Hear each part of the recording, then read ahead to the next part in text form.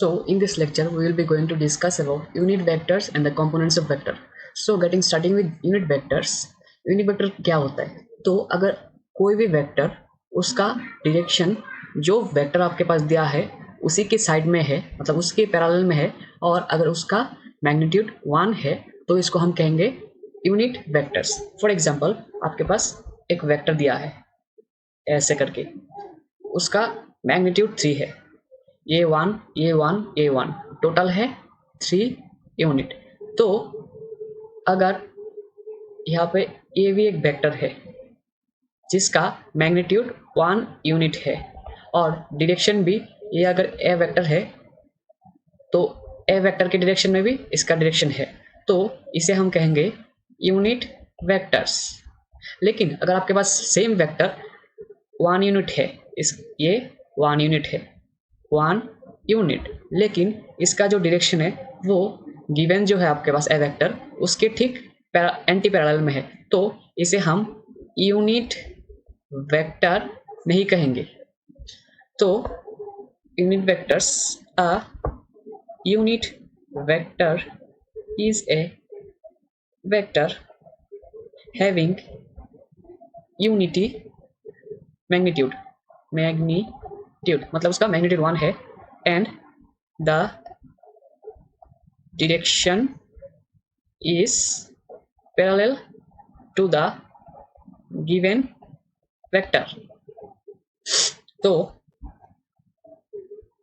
अगर वेक्टर आपके पास ए वेक्टर है तो इसका जो यूनिट वेक्टर कैसे निकालेंगे? तो यूनिट वेक्टर निकालने के लिए आपको ए कैप, इसे हम कहेंगे कैप. तो ये ए वेक्टर का यूनिट वेक्टर है, तो इसे हम कहते हैं A cap. So A cap is equal to A vector divided by A vector का जो मॉड्यूलस यानी कि मैग्नीट्यूड है.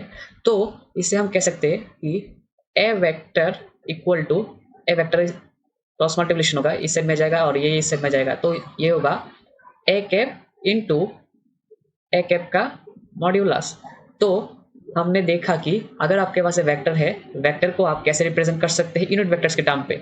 उसे हम ऐसे रिप्रेजेंट कर सकते हैं कि A vector is equal to वो जो वेक्टर है उसका मैग्नीट्यूड इनटू यूनिट डायरेक्शन में, यूनिट डायरेक्शन मतलब यूनिट वेक्टर. इसीलिए कभी कभी यूनिट वेक्टर को डायरेक्शन वेक्टर भी कहा जाता है, क्योंकि यूनिट वेक्टर जो है वो वेक्टर का डायरेक्शन को भी स्पेसिफाई करता है. Now we will talk about components of vector.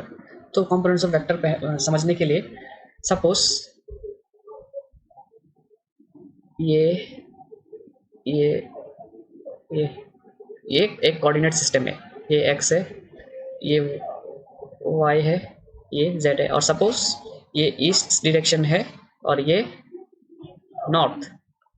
तो अगर यहाँ पे एक इंसान है, ये एक सपोज इंसान है, और यहाँ पे एक ओरिजिन पे मतलब 0,0,0 पे एक बॉल रखा है, और वो इंसान आके क्या करता है, इस बॉल को किक करता है. तो लात मारने की वजह से ये कुछ डायरेक्शन डिस्प्लेस हुआ. सपोज ये अब यहाँ पे पहुंचा, तो इसका डिस्टेंस आर वेक्टर है. तो यहाँ पे जो गया उसका यूनिट सपोज कोऑर्डिनेट है एक्स कोमा वाई. तो एक्स कोमा वाई का मतलब क्या होता है? मतलब आप अगर किसी वेक्टर का पोजीशन को स्पेस में रिप्रेजेंट करना चाहते हैं, तो पहले ये इस साइड में गया और उसके बाद ये साइड में गया, मतलब एक्स गया पहले, उसके बाद वाई गया, तभी तो एक्स और वाई आएगा. तो अगर आप किसी वेक्टर को आप स्पेस में रिप्रेजेंट करना चाहते हैं, तो उसका जो कंपोनेंट्स मतलब जो पार्ट्स इन्फ्लुएंस होता है उसका डिस्टेंस में, उसे हम कंपोनेंट्स कहेंगे. तो कंपोनेंट्स का इन्फ्लुएंस होता है. तो हम ये जो वेक्टर है, वेक्टर को कैसे रिप्रेजेंट करेंगे? तो आर वेक्टर को हम लिखेंगे, एक्स वेक्टर पहले गया और उसके बाद वाई, तो इसका तो प्लस होगा, x vector plus y vector. फिर इसको हम अगर यूनिट वेक्टर के टर्म में रिप्रेजेंट करेंगे, तो एक्स वेक्टर का मैग्नीट्यूड कितना होगा? एक्स, और उसका यूनिट वेक्टर क्या होगा? आई कैप होगा. उसके बाद वाई वेक्टर का मैग्नीट्यूड कितना होगा? वाई, और उसका डायरेक्शन क्या होगा? J cap. So we can write, if a vector is directed in two dimension, it can be thought of having an influence of two different directions। अब हम देखेंगे कि अगर कोई भी वेक्टर का आपके पास उसका कंपोनेंट दिया है तो वो वेक्टर कैसे आप निकालेंगे। तो यहाँ पे मैं 2 डायमेंशन के बारे में बता रहा हूँ। तो अगर 2 डायमेंशन में आपके पास x कंपोनेंट दिया है rx और y कंपोनेंट भी दिया है, y कंपोनेंट है ry और सपोज बाद में थीटा दिया है, थीटा का केस बाद में देखेंगे। तो अगर आपको r वेक्टर निकालना है तो आप क्या करेंगे, पहले rx और उसके बाद ry दोनों को प्लस कर देंगे तो हम उसका जो वेक्टर है वेक्टर को निकाल सकते हैं। इसी तरह अगर आपको ये यूनिट वेक्टर के टर्म में निकालना है तो आप ऐसे भी लिख सकते हैं r vector equal to rx। अब rx तो ये तो हो गया थीटा, तो ये क्या होगा, cos थीटा का कंपोनेंट होगा cos थीटा, और ये क्या होगा sin थीटा का कंपोनेंट। तो हम इसको ऐसे भी लिख सकते हैं r vector equal to rx cos theta i cap plus ry sin theta j cap. फिर हम इसको ऐसे भी लिख सकते हैं कि जो r है ये r होगा, तो r को हम कैसे लिख सकते हैं, r square is equal to rx square plus ry square. कैसे, अगर ये परपेंडिकुलर ड्रॉ किया तो ये भी तो ry, ये ry होगा, ये भी ry होगा। तो अगर ये ट्राइंगल 90 डिग्री है तो पाइथागोरस थ्योरम से इसका स्क्वायर क्या होगा, इसका स्क्वायर प्लस इसका स्क्वायर, तो r square equal to rx square plus ry square. So r क्या होगा rx square plus ry square. तो ये क्या हो गया, ये हो गया r वेक्टर जो आपने निकाला r वेक्टर का मैग्नीट्यूड। फिर आपको पूछा कि इसका जो इंक्लिनेशन है x के साथ, यानी कि इसका जो डायरेक्शन है वो पूछा। तो इसके लिए पहले भी मैंने बताया कि tan थीटा कर दीजिए। तो tan थीटा का मतलब कहता है परपेंडिकुलर बाय बेस, तो इसमें ये थीटा है तो परपेंडिकुलर क्या होगा, ry का कंपोनेंट होगा ry, और बेस क्या होगा rx। तो थीटा कितना होगा, थीटा होगा ये tan इधर चला जाएगा तो होगा tan inverse ry by rx। फिर से हमने तो ये देख लिया कि ये 2 डायमेंशन में, अगर 3 डायमेंशन में निकालना है तो भी सेम होगा। 3 डायमेंशन में निकालेंगे तो r होगा r vector is equal to rx vector plus ry vector plus rz vector. ये हो गया 3 डायमेंशन में। फिर 3 डायमेंशन में अगर उसका मैग्नीट्यूड निकालेंगे तो भी सेम होगा rx square plus ry square plus rz square. फिर इसको हम यूनिट वेक्टर में अगर रिप्रेजेंट करेंगे तो r vector equal to rx i cap plus ry j cap plus rz k cap. कैसे लिखा, rx का मैग्नीट्यूड कितना है, rx होगा, और उसका जो यूनिट वेक्टर क्या होगा, i कैप होगा। Same way r vector ry जो है ry वेक्टर का मैग्नीट्यूड कितना होगा ry, और उसका डायरेक्शन कितना होगा j वेक्टर, सेम z का भी। अभी कुछ न्यूमेरिकल सॉल्व करेंगे। तो आपके पास पहले दिया है find the magnitude and the direction of the following vectors. तो आपके पास एक वेक्टर दिया है, आपके पास एक वेक्टर है, A vector is equal to 3i cap plus 4j cap, उसका मैग्नीट्यूड निकालना है और डायरेक्शन निकालना है। So A vector number A is equal to A vector is equal to 3i cap plus 4j cap. तो हमने बताया था कि अगर आपके पास r है, r vector is equal to rx i cap plus ry j cap अगर होता है, या फिर rx प्लस ry के टर्म में दिया है, तो आप इसका जो मैग्नीट्यूड है वो कैसे निकालेंगे, बस दोनों का स्क्वायर कर दीजिए, rx whole square plus ry whole square. तो in the same sense A vector का जो मैग्नीट्यूड होगा वो होगा 3 का स्क्वायर प्लस 4 का स्क्वायर और उसका स्क्वायर रूट। तो 3 3 = 9, 4 4 = 16। सो ये क्या होगा 25। तो 25 का रूट कितना होगा 5 यूनिट। तो मैग्नीट्यूड क्या होगा 5 यूनिट। फिर उसके बाद हमें डायरेक्शन भी पूछा है, तो डायरेक्शन कितना, क्या डायरेक्शन हम कैसे निकालते हैं, direction tan theta equal to r y का कंपोनेंट बाई एक्स का कंपोनेंट। तो यहाँ पे डायरेक्शन होगा यहाँ पे y का कंपोनेंट क्या है, ये वाला कंपोनेंट है जे के पास, तो ये होगा 4 और x का डायरेक्शन 3 है, तो सॉरी ये tan थीटा होगा, tan थीटा, तो tan theta is equal to 4/3, तो थीटा कितना होगा tan इनवर्स 4/3। तो उसके बाद b number question, so b number question में b vector equal to -2y cap plus 2√3 j cap, तो इसका भी सेम होगा। तो बी वेक्टर का मैग्नीट्यूड क्या होगा, बी वेक्टर का मैग्नीट्यूड होगा -2 का स्क्वायर 4, उसके बाद 2√3 का स्क्वायर 2 2 4 और यहाँ पे 3 12, सो 16, सो 16 इक्वल टू 4 यूनिट, तो 4 यूनिट हो गया। लेकिन यहाँ पे जो डायरेक्शन है, डायरेक्शन में कुछ प्रॉब्लम है, तो पहले डायरेक्शन निकालते हैं। tan theta is equal to क्या होगा, y component by x component, y component क्या है 2√3, सो 2√3 और x कंपोनेंट क्या है -2 ये तो मॉड्यूलस होता है हमेशा, सो 2 कैंसिल हो गया √3, तो थीटा कितना होगा tan इनवर्स √3, तो √3 कितना होता है 60 डिग्री पे। लेकिन आपके पास कुछ प्रॉब्लम है, पहले में क्या था, दोनों प्लस था, दोनों प्लस होने का मतलब क्या होता है, x पे पॉजिटिव साइड में गया और y में भी पॉजिटिव साइड में गया। लेकिन यहाँ पे क्या दिया है, यहाँ पे कुछ प्रॉब्लम है, यहाँ पे पहले नेगेटिव डायरेक्शन पे गया, मतलब x डायरेक्शन पे ये नेगेटिव है, फिर y डायरेक्शन पे ये पॉजिटिव है, तो थीटा कहाँ पे लाई करेगा, सेकंड क्वाड्रेंट पे, तो आपका जो वैल्यू है वो तो फर्स्ट क्वाड्रेंट में आया, तो ये थीटा ना पकड़ के आप उसको अल्फा पकड़ेंगे, तो let's suppose this is called as alpha, तो अल्फा क्या है 60 डिग्री। तो सेकंड क्वाड्रेंट में tan का वैल्यू कैसे निकालेंगे, सेकंड क्वाड्रेंट में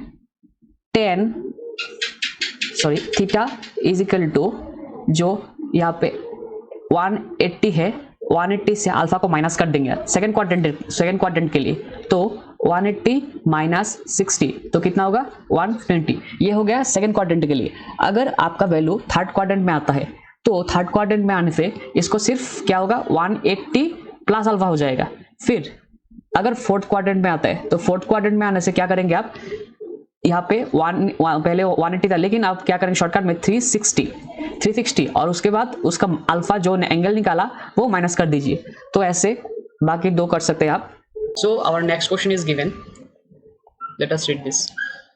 A force of 15 Newton acts on a box. मतलब ये बॉक्स है, बॉक्स में 15 न्यूटन लग रहा है. A box as shown in figure. अच्छा, what are the horizontal component and the vertical components of the area? मतलब इसका जो horizontal components है, तो ये अगर आपके पास बॉक्स है, suppose this is a box, तो बॉक्स पे ऐसे फोर्स लग रहा है 15 न्यूटन, तो इसका जो ये हॉरिजॉन्टल कंपोनेंट है और जो y का y कंपोनेंट मतलब वर्टिकल कंपोनेंट है, उसका वैल्यू कितना होगा। तो यहाँ पे दिया है angle is equal to 60 degree, तो जो v suppose vertical horizontal component, horizontal component कैसे निकालते हैं आप,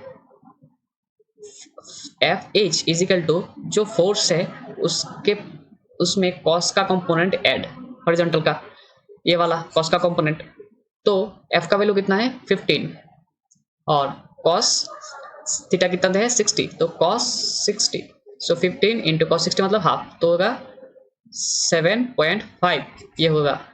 उसके बाद वर्टिकल कंपोनेंट के लिए F वर्टिकल क्या होगा, सिमिलर होगा F का कंपोनेंट ये फोर्स का कंपोनेंट और उसके बाद उसके पास साइन थीटा का कंपोनेंट, तो F का वैल्यू कितना है 15 और साइन थीटा यहाँ पे कितना है 60 डिग्री, सो साइन 60, तो साइन 60 का वैल्यू और 15 मल्टीप्लाई करके आएगा 12.99 न्यूटन समथिंग, यहाँ पे भी न्यूटन होगा। So our next question is given here, a person in a wheelchair is moving up a ramp at a constant speed, मतलब ये जो इंसान है ये उसका जो एक रैम्प में चल रहा है, तो with constant speed, the total way is 900 Newton, the ramp makes angle 37 degree, ये जो रैम्प है वो हॉरिजॉन्टल के साथ 37 डिग्री एंगल फॉर्मेशन कर रहा है with horizontal, calculate the component निकालने के लिए बोला है। तो ये इंसान है, तो इसका जो फोर्स नीचे पे लगेगा ग्रेविटी, तो वो है 900 न्यूटन और इसका एंगल है 37 डिग्री, तो उसका हॉरिजॉन्टल और वर्टिकल कंपोनेंट निकालना है।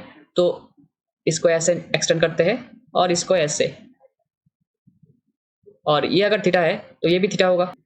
तो इसका जो हॉरिजॉन्टल कंपोनेंट होगा WH, हॉरिजॉन्टल कंपोनेंट में क्या होगा, W कॉस का कंपोनेंट होगा हॉरिजॉन्टल में कॉस, तो W कॉस थीटा, तो W का वैल्यू कितना था, वेट का 900 इंटू कॉस 37 डिग्री, तो हॉरिजॉन्टल कंपोनेंट में होगा cos 37 का वैल्यू आप निकाल सकते हैं कैलकुलेटर यूज करके, उसका 900 वो मल्टीप्लाई करने से आपके पास आएगा 720 न्यूटन, तो ये होगा 720 न्यूटन। फिर जो वर्टिकल कंपोनेंट है V वर्टिकल, तो वो होगा W साइन थीटा होगा, साइन का कंपोनेंट, तो W का वैल्यू कितना है 900 और साइन कितना है, साइन 37 डिग्री, तो साइन 37 फिर से कैलकुलेटर से निकल सकते हैं, तो ये मल्टीप्लाई करने के बाद आपके पास आएगा 540 न्यूटन, तो ये हो गया 540 न्यूटन। तो आपको निकालना था पैरेलल कंपोनेंट और परपेंडिकुलर, तो हॉरिजॉन्टल वाला पैरेलल होगा, ये वाला होगा पैरेलल, और ये होगा क्या, परपेंडिकुलर कंपोनेंट। उसके बाद a particle is moving with velocity of v 100 metre per second if one of the rectangular components is 50 metre per second, मतलब आपके पास ये एक रेक्टेंगुलर कंपोनेंट है, तो इसमें एक पार्टिकुलर मूव कर रहा है v सपोज, तो v का जो वेलोसिटी है वो है 100 मीटर पर सेकेंड। उसके बाद बताया कि if one of the rectangular component is 50 metre per second, मतलब वी एक्स भी हो सकते हैं, वी वाई भी हो सकते हैं, कोई से भी कंपोनेंट हो सकता है। तो बताया गया कि find the other component of the velocity, तो उसके बाद अदर कंपोनेंट निकालेंगे और एंगल निकालेंगे। तो सपोज ये एंगल है थीटा, कोई सा भी वेक्टर कंपोनेंट है, उसका जो एंगल उसका जो मैग्नीट्यूड है 50 होगा। सो लेट्स सपोज जो वी एक्स कंपोनेंट है, वी एक्स और वी वाई, एक्स कंपोनेंट का वैल्यू अगर हम लेट सपोज करते हैं कि x कंपोनेंट का वैल्यू 50 है, तो v x is equal to क्या होगा, v cos थीटा, तो v x कितना है 50, उसके बाद v का वैल्यू कितना है, v का वैल्यू दे 100, सो 100 और सो cos थीटा, थीटा तो हमें पता नहीं है, तो ये कैंसिल होकर क्या होगा 1/2, तो cos थीटा कितना हुआ हाफ, तो थीटा कितना होगा 60 डिग्री, तो ये एंगल क्या निकला 60 डिग्री। उसके बाद हमें पूछा गया, एंगल तो निकल गया, उसके बाद हमें पूछा गया था कि अदर कंपोनेंट भी निकालना है, तो हमने वी एक्स तो पता कर लिया, लेकिन वी वाई क्या होगा, तो v y must be equal to we sine theta, और थीटा तो हमें पता चल गया कि 60 डिग्री है, तो वी इज इक्वल टू 100 और sine theta is equal sine 60, so 100 into sine 60 मतलब √3/2, 2 cancel 50, that means 50 √3 metre per second, यही था result. So our next question is an aeroplane takes off an angle 60 degree. अगर ये एक component है XY component, तो एक एरोप्लेन 60 डिग्री एंगल से हॉरिजॉन्टल के साथ ये ऊपर गया, तो ये 60 डिग्री है और ये सपोज v वेक्टर है और ये जो 60 डिग्री है, तो if the velocity of the plane is 200 kilometre per hour, तो इसका जो वेलोसिटी है v equal to 200 kilometre per hour. Calculate this horizontal and vertical component, तो हॉरिजॉन्टल और वर्टिकल कंपोनेंट निकालना है। तो सेम हॉरिजॉन्टल के लिए क्या होगा, हॉरिजॉन्टल के लिए v x होगा v cos थीटा, तो v का वैल्यू कितना है 200 इंटू cos 60, तो 200 इंटू cos 60 कितना है 1/2, so cancel 100 kilometre per hour. Then vertical component, तो वर्टिकल कंपोनेंट के लिए V Y equal to we sine theta, in the same sense v equal to 200 और साइन एंगल थीटा कितना है, theta है 60 degree, so sine 60 degree, so 200 into √3/2, 2 it's get cancel, so 100 √3 metre kilometre per our.